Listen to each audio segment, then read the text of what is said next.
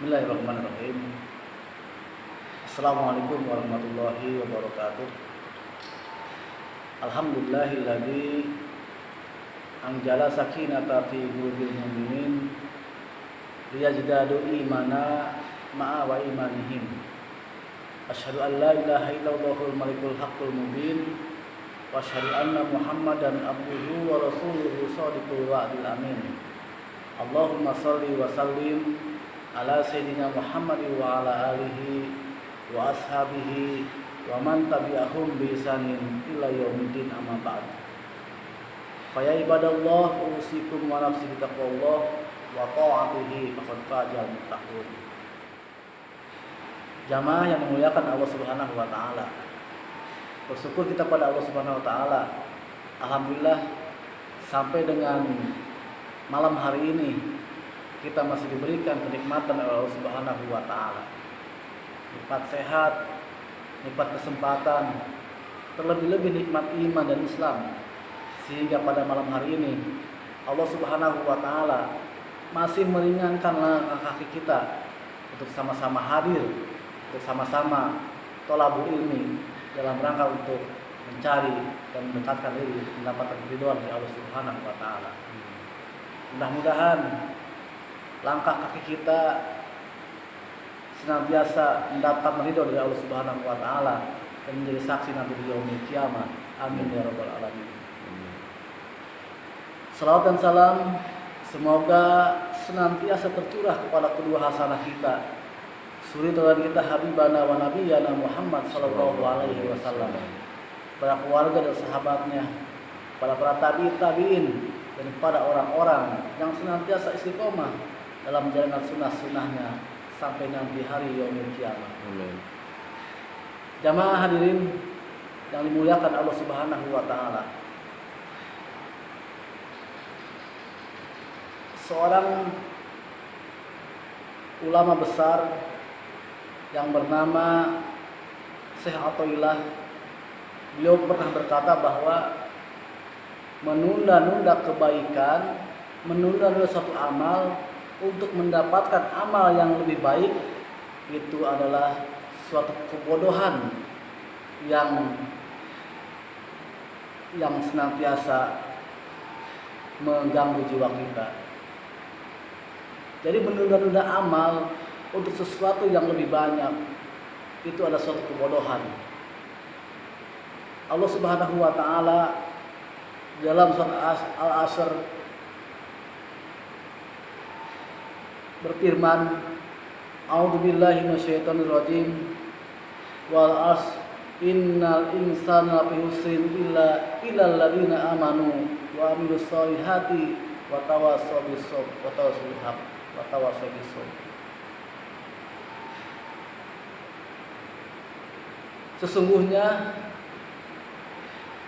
manusia semua dalam keadaan kerugian kecuali yang beriman dan beramal soleh. Manakala kita ingin terhindar dari kerugian tersebut, maka kita senantiasa melaksanakan atau melakukan amal-amal soleh untuk terhindar dari apa yang Allah sampaikan. Ada satu kisah yang menarik dari kisah seorang sahabat yang bernama Soiban radhiyallahu an. Jadi sahabat Rasulullah SAW ini seorang memiliki yang senantiasa melakukan ibadah kepada Allah Subhanahu wa taala yang luar biasa. Dia memiliki ciri khas. Setiap melaksanakan ibadah sholat yang senantiasa dilakukan bersama Rasulullah, dia selalu mengambil posisi yang istiqomah. Posisinya berada di pojok kanan di masjid. Itu senantiasa dilakukan setiap melaksanakan sholat dengan alasan supaya tidak mengganggu jamaah yang lainnya. Hadirin jamaah yang dimuliakan Allah Subhanahu wa taala. Suatu ketika sahabat As-Saiban ini tidak ada atau tidak mengikuti ketika Rasulullah SAW melakukan sholat subuh. Kemudian Rasulullah menengok ke belakang dan bertanya kepada para sahabat, "Di mana Saiban? Di mana Saiban?" Kemudian sahabat mengatakan, "Saya tidak tahu ya Rasul." Kemudian Rasulullah bersepakat untuk menunda pelaksanaan sholat subuh sehingga sahabat yang dimaksud tadi hadir di masjid tersebut. Setelah ditunggu beberapa saat tak muncul juga, tak kunjung datang juga, maka akhirnya sholat subuh pun dilaksanakan. Kemudian setelah Rasulullah Muhammad SAW melaksanakan sholat subuh dan disepakati dengan para sahabat untuk menengok atau menjenguk seorang sahabat As-Saiban ini.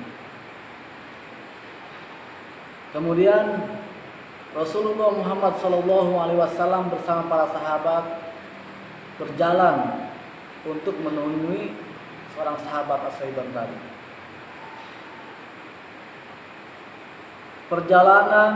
Ternyata perjalanan dari masjid yang biasa Rasulullah melakukan sholat berjamaah ke tempat tinggal As-Saiban ini kurang lebih sekitar 3 jam perjalanan.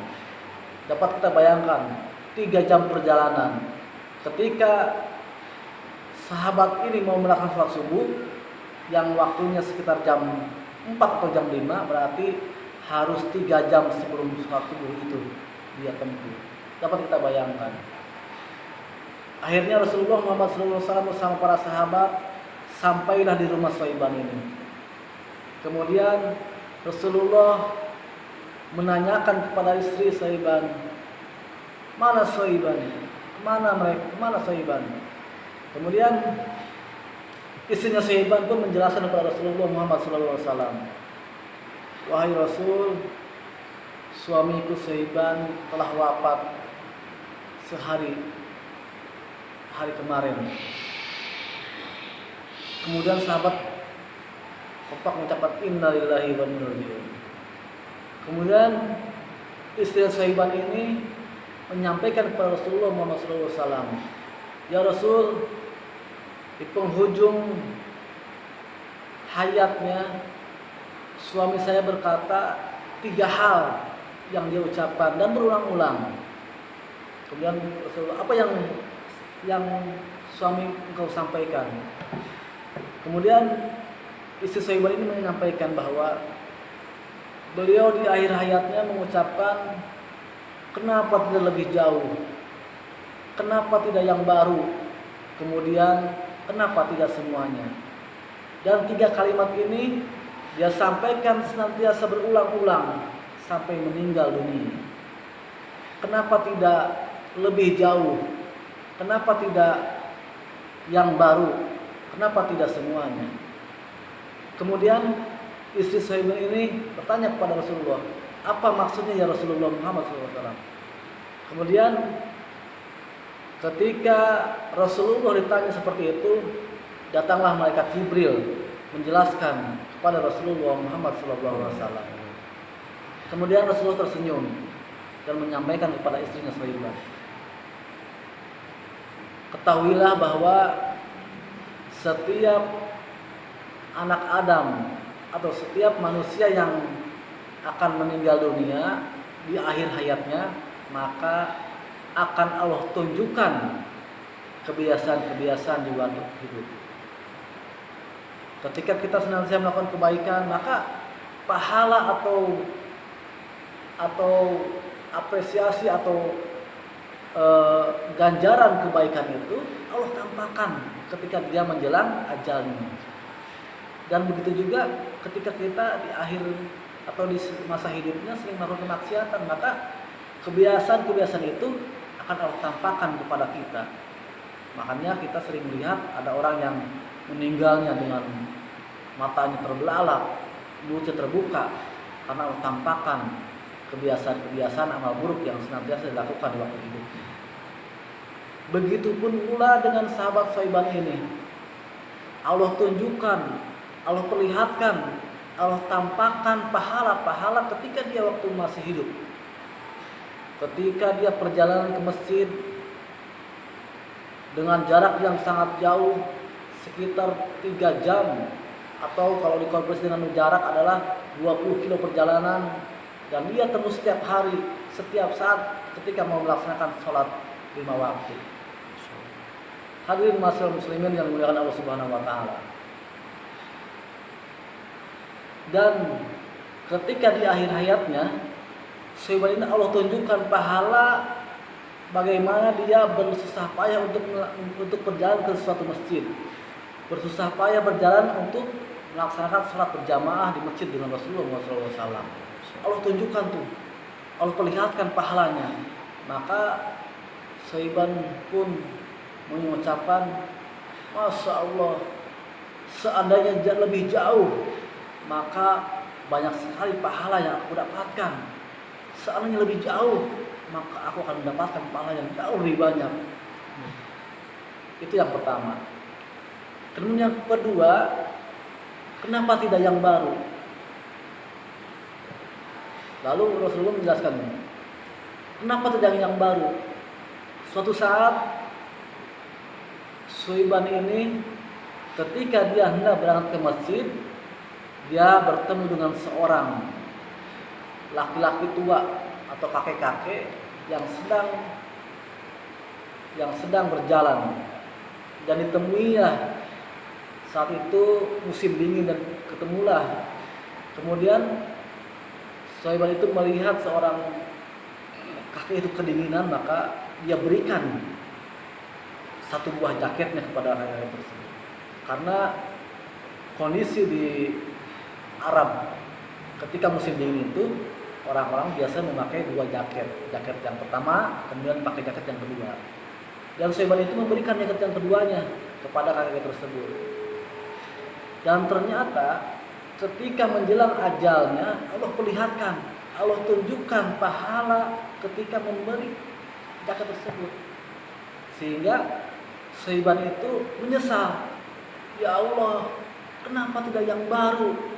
Kenapa tidak aku berikan yang baru yang aku berikan kepada kakek tersebut? Kalau aku berikan yang baru, maka pahalanya akan lebih jauh lebih baik daripada yang aku berikan yang lusuh, yang bekas. Itu yang kedua yang saya ingin sampaikan. Kemudian yang ketiga, kenapa tidak semuanya? Hadirin masyarakat muslimin sidang Jumat, hadirin muslimin yang dimuliakan Allah Subhanahu wa taala.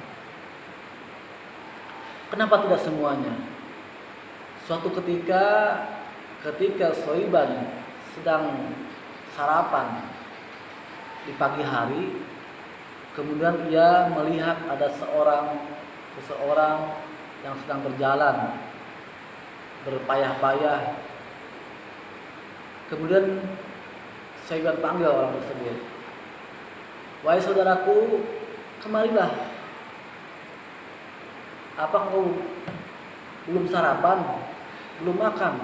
Aku lihat kau seperti jalannya tidak punya tenaga."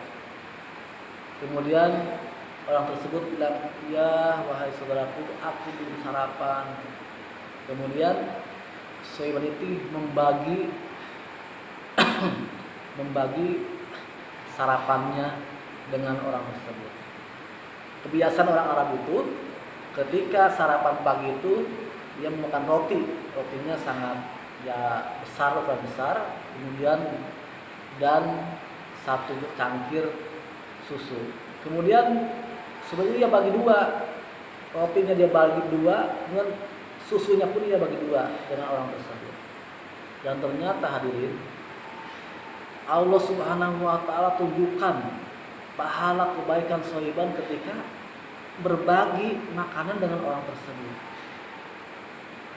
Allah tunjukkan kebaikan-kebaikan, dan Syaiban pun menyesal melihat kebaikan yang dia dapatkan. Kenapa tidak semuanya? Kenapa tidak semuanya aku berikan? Seandainya semuanya aku berikan, tentu saja aku akan mendapatkan pahala yang jauh lebih banyak lagi. Itulah seorang sahabat Rasulullah SAW yang perlu kita teladani. sekalipun dia melakukan kebaikan dan dia ingin terus melakukan kebaikan. Mudah-mudahan kisah ini menjadi motivasi kita bagaimana kita mampu untuk memanfaatkan sisa usia kita dengan amal-amal yang lebih baik, dengan amal-amal yang baik, dengan amal-amal yang maksimal, sehingga kita terlepas dari yang Allah sampaikan orang-orang yang merugi. Itu saja mungkin yang dapat saya sampaikan, mudah-mudahan bermanfaat. Hadanallahu wa iyyakum ajmain. Assalamualaikum warahmatullahi wabarakatuh.